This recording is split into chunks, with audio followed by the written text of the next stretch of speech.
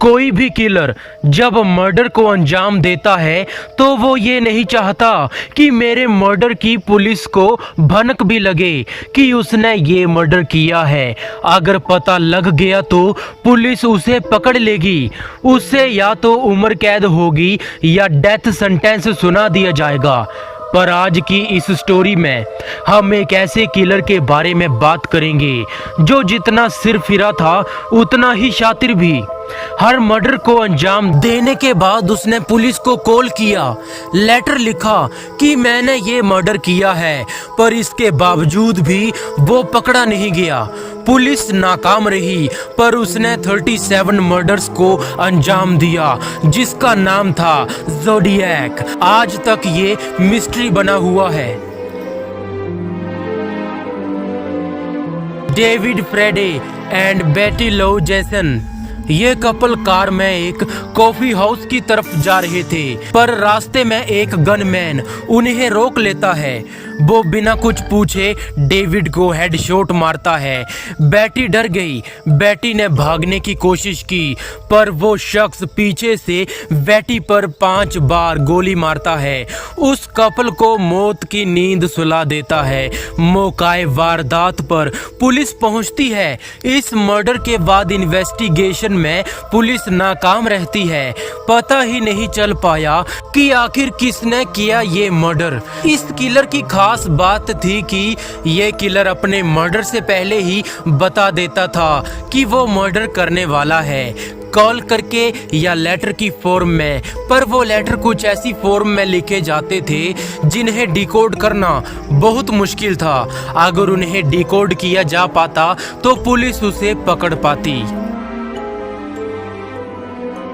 एक और कपल उस किलर का शिकार बनते हैं, डर्लिन फेरिन एंड माइक वेग्यू।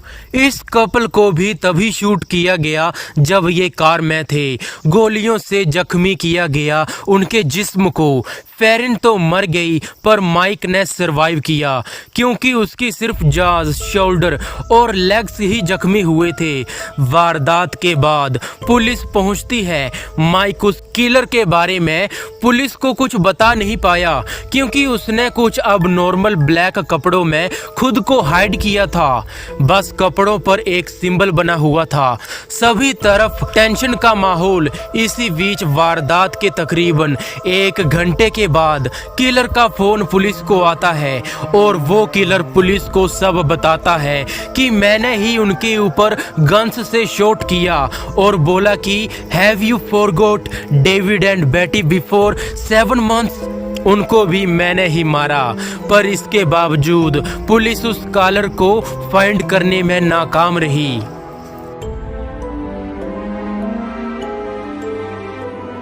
सेसिलिया और ब्रेन, ये दोनों लेक बेरेसिया में पिकनिक मनाने आए थे, पर उन्हें एक मैन के द्वारा इंटरप्ट किया गया जिसने ब्लैक हुड पहना था। कपड़ों पे एक सिंबल बना हुआ था, सर्कल, और उसमें 2 लाइंस।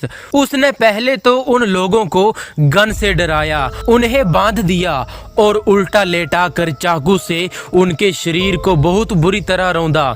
सेसिलिया मर गई, पर ब्रेन बच गया। वो हॉस्पिटलाइज था। पर जैसा हुलिया उसने उस किलर का पुलिस को बताया, ये उस हुलिये से मेल खाता था जैसा माइक ने बताया था। पुलिस को शक हुआ कि कोई एक ही इंसान, कोई एक ही किलर सभी मर्डर्स को अंजाम दे रहा है। बस उस मर्डर्स के बाद अनोनिमस खतों का पुलिस को आना स्टार्ट हो गया और अपने खतों की कॉपीज प्रेस में भी भेजी उसने और लिखा कि अगर इस लैंग्वेज को डिकोड कर लिया गया तो वो सबके सामने रिवील हो जाएगा। कुछ दिनों के बाद एक और खत उसने मीडिया को भेजा और पहली बार उसने अपना नाम रिवील किया, ज़ोडिएक।